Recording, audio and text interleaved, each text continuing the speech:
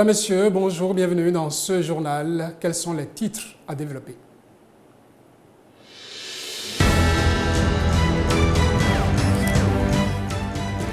Clap de fin pour la première édition du Parlement francophone régional des jeunes. Que retiennent les participants à ce conclave? Quelques-uns nous livrent leurs impressions dans ce journal.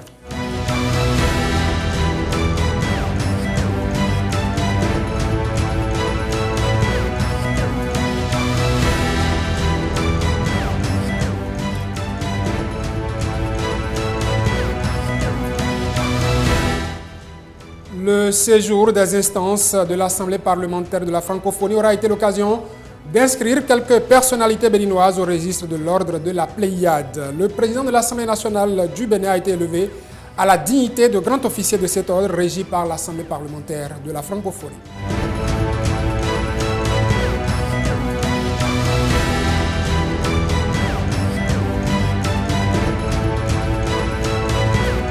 Femme et mèche, c'est une histoire d'amour qui s'écrit selon les goûts et les tendances.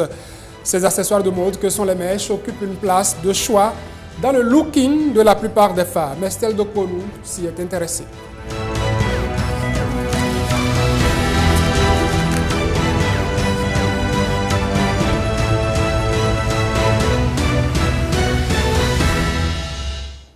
Heureux de vous retrouver à nouveau, bonjour et bienvenue. Ils étaient près de 40 jeunes venus de plusieurs pays d'Afrique à séjourner au Bénin du 17 au 23 juillet 2023. Sur invitation de l'Assemblée parlementaire de la francophonie, ils étaient réunis pour la première édition du Parlement francophone régional des jeunes dont l'organisation a été confiée au Bénin. Une première expérience qui les aura marqués, à en croire ces témoignages recueillis pour vous. Je remercie vivement l'APR d'avoir pensé à cette jeunesse-là, d'avoir pensé à réunir cette jeunesse africaine vraiment qui aime aller d'un côté à l'autre. Je remercie et j'encourage l'APF à aller dans ce sens et continuer à initier d'autres activités vraiment concernant les thèmes qui touchent la jeunesse africaine. Ça a été une belle expérience pour moi et ça nous a permis de contribuer au rayonnement de la reconnaissance du droit des jeunes à travers la francophonie dans toute l'Afrique francophone. Nous sommes très satisfaits et nous repartons du Bénin contents. Nous avons appris donc du modèle et nous pensons que nous pourrions l'impulser dans notre pays, notamment en Côte d'Ivoire. C'est une opportunité pour nous parce qu'il faut dire que le Togo n'a pas encore le PFG. Donc nous avons beaucoup appris sur les processus de comment mettre sur place le Parlement francophone des jeunes au Togo. Cette expérience est une bonne expérience pour moi parce que cela m'a donné beaucoup d'expérience en matière de relations internationales et des élaborations politiques. Et aussi, cette semaine a été très excitante pour moi par rapport aux joutes oratoires et comment on peut parler en public. Oui. Les jeunes ont besoin maintenant d'opiner dans les débats publics, de donner leur opinion, de donner leurs solutions afin que les questions leur concernant puissent avoir des solutions propres, des solutions venant de la jeunesse elle-même. Et nous sommes satisfaits aujourd'hui que ces résolutions que nous avons eu à formuler ont été vraiment appréciées des autorités ici et des experts ici. Tout était vraiment actif, il n'y avait pas quelqu'un dans son coin et tout le monde participait. C'était très bien.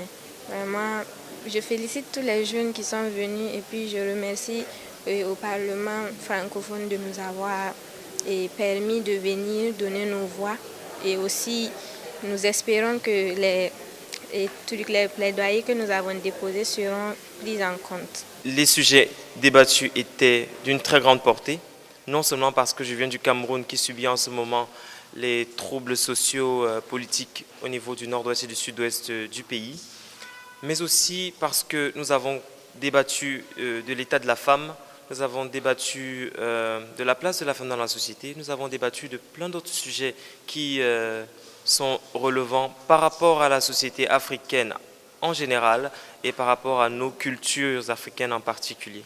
Je tiens à dire que nous avons eu à toucher les mauvaises mœurs sans toutefois dégrader les bonnes. À ceci, j'aimerais dire que j'espère que la première édition de cette assemblée parlementaire fera école pour d'autres sessions du Parlement francophone régional jeune. Une grande satisfaction, en ce sens que nous avons pu quand même nous impliquer dans la prise des résolutions, que ce soit sur le terrorisme, c'est-à-dire le rôle de la jeunesse au niveau du terrorisme, et également sur l'éducation, l'accès à l'égalité des filles en matière de la scolarité.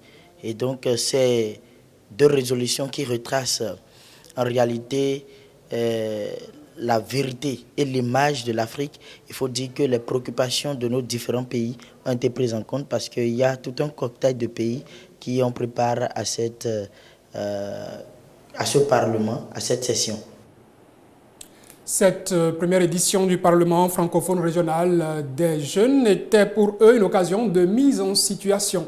Ils ont vécu les réalités des travaux en commission. 2 commissions notamment avaient été mises en place pour connaître des questions d'égalité d'accès des filles et des garçons à l'éducation, d'extrémisme violent et de terrorisme. Nous avons suivi pour vous ces ateliers. L'égalité d'accès des filles et des garçons à l'éducation et le rôle de la jeunesse face à l'extrémisme violent et au terrorisme sont les 2 thématiques qui ont nourri les travaux pendant cette première édition du Parlement francophone régional des jeunes. Répartis en 2 commissions, les participants ont pu bénéficier de l'éclairage d'experts sur ces questions. Mais avant les travaux en commission, c'est la réponse du Bénin face à l'évolution de la menace terroriste qui a retenu leur attention. L'absence de l'État à ses frontières, le sentiment d'abandon que nous, les populations, et surtout les fragilités qu'on a remarquées dans ces zones vulnérables, ont poussé notre gouvernement à réfléchir sur une conception de l'extrémisme violent. Et cette conception nous a permis d'aboutir à la nécessité de travailler sur les populations des zones vulnérables pour leur donner le sentiment d'appartenance à la nation. Sur le rôle de la jeunesse face à l'extrémisme violent et au terrorisme, quelques pistes ont été suggérées aux membres de la commission en charge de cette question. Il est important pour chaque jeune de s'engager d'abord à protéger sa communauté, son pays, par le patriotisme, par son engagement au sein de sa communauté. Les jeunes doivent alerter les forces publiques et également l'administration publique sur toutes les questions concernant ou les dérives concernant le trafic de toutes sortes, sur la présence d'individus suspects dans leur milieu et toutes les autres menaces dans leur communauté. La question de l'égalité d'accès des filles et des garçons à l'éducation est un sujet à polémique en Afrique. Les pesanteurs socioculturelles sont des barrières que les jeunes parlementaires doivent pouvoir contribuer à lever. Les considérations socioculturelles sont des entraves, c'est des mentalités et ils l'ont dit, même parfois on est en face d'intellectuels qui croient toujours que la place de la femme est au foyer. Et je pense que c'est à ce niveau qu'il faut travailler sur ces rôles sexistes-là qui sont des problèmes de genre, qui sont des problèmes de socialisation. C'est aussi sur le terrain de l'engagement citoyen que cette jeunesse africaine est attendue. Pour les y encourager, l'Assemblée parlementaire de la francophonie a convié le duo chanteur ivoirien Yodé et Siro. Très actifs sur les questions environnementales dans leur pays, Yodé et Siro ont partagé leurs expériences avec les jeunes parlementaires avant de les gratifier de leur savoir-faire musical.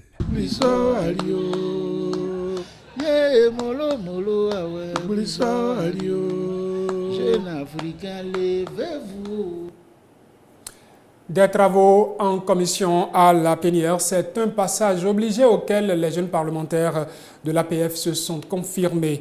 Ils se sont conformés, j'allais dire. Occasion pour eux de soumettre les projets de résolution issus de leur conclave à l'approbation de l'ensemble de leurs collègues. C'était sous la présidence du délégué général et d'autres membres du bureau de l'Assemblée parlementaire de la francophonie. L'Assemblée nationale du Bénin, devenu le siège du Parlement francophone régional des jeunes le temps de cette plénière. Après les travaux en commission, c'est ici, à l'hémicycle, que les projets de résolution sont soumis à l'ensemble des participants. Pour lever les obstacles qui entravent encore l'égal accès des filles et des garçons à l'éducation, la commission numéro 1, qui s'est consacrée au sujet, propose, entre autres, la présente résolution prie notamment les États et les gouvernements d'Afrique francophone d'instaurer des politiques publiques d'éducation favorisant l'égalité des genres, de mettre en place des mesures incitatives visant à encourager la scolarité des filles, notamment en milieu rural et dans les zones défavorisées, ainsi que de développer des programmes de sensibilisation et de lutte contre les stéréotypes de genre dans le domaine de l'éducation. De plus, elle exhorte à garantir un environnement d'apprentissage inclusif et sécurisé et à veiller à ce que les établissements scolaires offrent des conditions sûres et propices à l'apprentissage pour toutes et tous, en accordant une attention particulière aux enfants de la rue et aux enfants discriminés en raison de leur handicap. Des traités internationaux et régionaux avaient pourtant balisé le chemin sur la question. L'état des lieux indique des défis encore à relever. Les jeunes interpellent la responsabilité des parlements. Selon un rapport d'ONU Femmes, fondé sur les observations de la Banque mondiale et de l'Institut de statistique de l'UNESCO, il faudrait encore au moins 63 ans pour que les filles et les garçons aient accès à une scolarité complète à l'école primaire. Les parlements ont un rôle crucial à jouer dans la promotion et la garantie du respect des droits à l'éducation, notamment l'égalité que la qualité de cette éducation. À propos de l'extrémisme violent et du terrorisme, la commission numéro 2 a aussi livré sa copie de résolution. Pour atteindre les jeunes reculés, nous encourageons les États à développer des programmes d'éducation à la citoyenneté via des dispositifs d'enseignement nomades tels que les caravanes de sensibilisation. Nous proposons également la promotion de la Journée internationale de la prévention de l'extrémisme violent en organisant des ateliers de discussion entre la société civile, les acteurs de lutte contre l'extrémisme violent, le terrorisme et les jeunes. La réintroduction du service militaire obligatoire à tous et à toutes pour une mesure que nous appelons de tous nos vœux. Il faudra être plus vigilant aux différentes frontières des pays africains, recommande aussi la Commission. En ce qui concerne les frontières, nous appelons à une réflexion sur le rôle des agents de contrôle des frontières pour fluidifier les procédures et favoriser la détection des mouvements terroristes. La coopération et le partage d'informations sont dans la lutte contre l'extrémisme violent. Nous recommandons donc la création d'une plateforme de coopération des services de renseignement au sein de la région Afrique francophone. Après amendement, les différentes résolutions ont été adoptées par la plénière. Un autre point à l'ordre du jour était l'élection des représentants de cette première édition du Parlement francophone régional des jeunes. Différents binômes se sont proposés. À l'issue du vote, c'est le duo composé de Ange Aouga du Bénin et Sali Touré de Côte d'Ivoire qui a été élu. Comme des étoiles, plusieurs personnalités béninoises se distinguent dans le ciel de l'Assemblée parlementaire de la francophonie. L'institution leur donne désormais un nom en les admettant dans l'ordre de la Pléiade. Des 17 qui ont été distingués figure le président de l'Assemblée nationale. Louis Berounou-Vlavounou est désormais grand officier dans l'ordre de la Pléiade. Retour sur la soirée de distinction dans cet élément. Des étoiles de la Pléiade à Cotonou ce jeudi 20 juillet 2023. C'est l'Assemblée parlementaire de la francophonie qui régit cet ordre a pris ses quartiers au Bénin pour décerner la seule décoration de la francophonie ainsi que la seule décoration internationale de prestige régie par une assemblée parlementaire.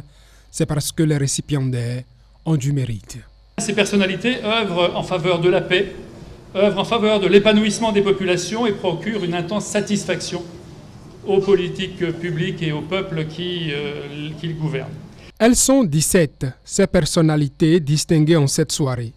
Au rang de chevalier, Dine Amandou, Barthélemy Boton. Au grade d'officier, Sofiat Tchanou Aruna, Delonix Dimeko Koglevi, Rachidi Gbadamassi, Orden Aladati, Mariano Ogutolu, Isaac Fayomi, Feu Honora Agessi, Jérôme Carlos. Comme commandeur de l'ordre, Mariam Tchabi Talata, vice-présidente du Bénin, Robert Bian, Boniface Yaroué-Thomas, Biaou Akambi Okonlola, Hassan Seibou, Sedami Romaric Medegan Fagla et à la dignité de grand officier, Louis Gbérounou-Vlavonou, président de l'Assemblée nationale du Bénin. Pour toutes les autres expériences, expertises et reconnaissances que vous avez eues, Monsieur le Président, cher Louis, au nom du président de l'Assemblée parlementaire de la francophonie, chancelier de l'ordre de la Pléiade et en vertu des pouvoirs qui me sont conférés, je vous remets les insignes pour lesquels vous êtes élevé à la dignité de grand officier de la Pléiade, ordre de la francophonie, du dialogue, des cultures, avec toutes nos félicitations, Monsieur le Président. Les récipiendaires reconnaissants. Tous les récipiendaires ici présents représentés par ma voix expriment toute leur gratitude aux autorités de l'Assemblée parlementaire de la francophonie. Sans fausse modestie, je pense que le choix porté sur nos personnes résonne en écho à notre attachement à la langue française, à l'identité francophone sur le continent africain et dans notre pays, la République du Bénin. En notre nom à tous, je prends l'engagement que l'héritage que nous avons commencé à laisser à nos enfants sera fait d'exemplarité et d'optimisme. Figurer au tableau de l'ordre de la Pléiade, au-delà de l'honneur, c'est une responsabilité, souligne le président de l'Assemblée nationale. Je suis donc convaincu que l'attribution à notre profit, ce jour, de cette haute distinction internationale devrait nous inciter, à la suite des premiers récipiendaires de cet ordre, tels que les présidents Bourguiba, Senghor, Houphouët-Boigny et Chirac, à nous investir davantage dans cette bataille de défense des idéaux de la francophonie en général et de l'APF en particulier. Nous sommes rassemblés ici parce que nous croyons en la francophonie.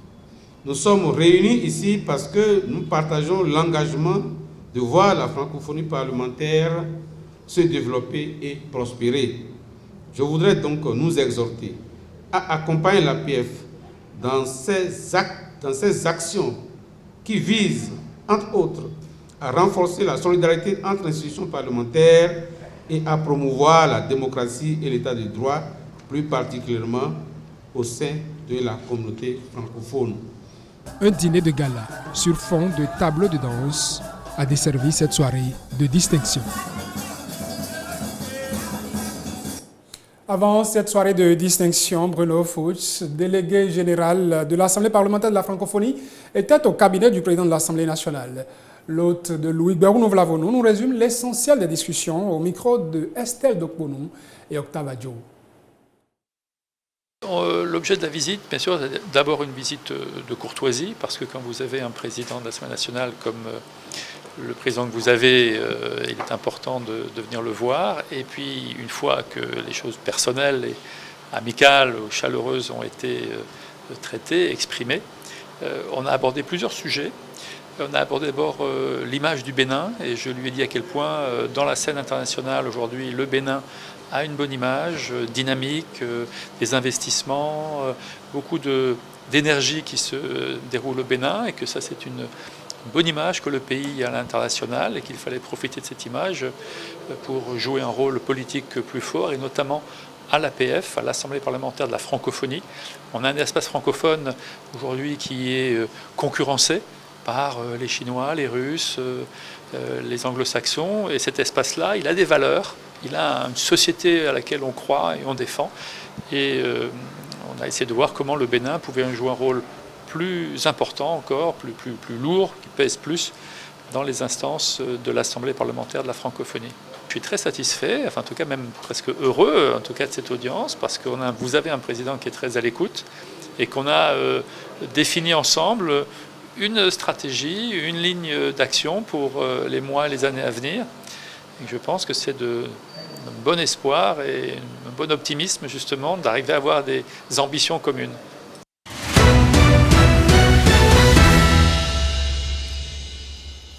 L'actualité dans les colonnes des journaux parus ce mardi 26 juillet 2023. Un compte-rendu de lecture de Gilles Christini. Mesdames, Messieurs, bonjour. Allons au Parlement sénégalais avec Nord-Sud Quotidien qui informe que les députés ont adopté une loi supprimant un tribunal anticorruption qui n'a pas, selon le gouvernement, permis d'endiguer la criminalité économique et financière. Il s'agit de la Cour de répression de l'enrichissement illicite qui était décriée par les opposants comme étant une juridiction spécialement créée pour les mater, précise le journal. À travers la plénière tenue la semaine écoulée par les parlementaires sénégalais, il en ressort que cette cour sera désormais remplacée par un pôle judiciaire financier comprenant notamment un parquet spécialement compétent sur la criminalité financière et constitué de magistrats spécialisés, rapporte mon confrère. Sur un autre volet de l'actualité, de nouveaux accords sont désormais signés entre les douanes béninoises et nigérianes. Le matinal informe que le directeur général des douanes du Nigeria, Bashir Adewale Adeniyi, à la tête d'une délégation, a effectué une visite de travail au Bénin hier. Une visite dont le but est de dynamiser les échanges commerciaux entre les deux pays, mais aussi de définir une stratégie commune pour lutter efficacement contre la fraude. Pour Nord-Sud Quotidien, c'était une occasion pour la Fédération béninoise des commissionnaires agréés en douane de faire des propositions aux administrations douanières des deux États. Fraternité de préciser donc que cette visite a été sanctionnée par un communiqué conjoint comportant une douzaine de mesures qui seront prises pour améliorer la fluidité des opérations de transit et la lutte contre la fraude douanière. Pendant ce temps, les nouvelles sont bonnes au plan sportif pour le Bénin. Fraternité informe que dans le cadre de la Coupe du monde scolaire 2023, l'équipe du Collège d'enseignement général Sainte-Rita a pulvérisé celle du Mexique avant de battre celle du Maroc. De façon précise, ces jeunes ont battu le Mexique sur un score de 10-0 et le Maroc sur un score de 2-1, précise le quotidien. Ils jouent ce soir l'Angleterre dans une rencontre décisive où ils auront juste besoin d'un point afin d'accéder au tour suivant. Fraternité d'en conclure donc que la relève des Guépards est en bonne marche. Une triste nouvelle pour sortir ce jour avec le Grand Matin qui rapporte qu'un garçon de 12 ans a été tué par la foudre à Zanyanado. Un drame survenu le samedi, précise le journal. La victime rentrait du champ avec sa sœur quand ils ont été ciblés par la foudre. Le garçon a été tué sur le coup, tandis que sa sœur, qui a pu tirer son épingle du jeu, a été conduite à l'hôpital. Fin de cette revue de presse. À demain.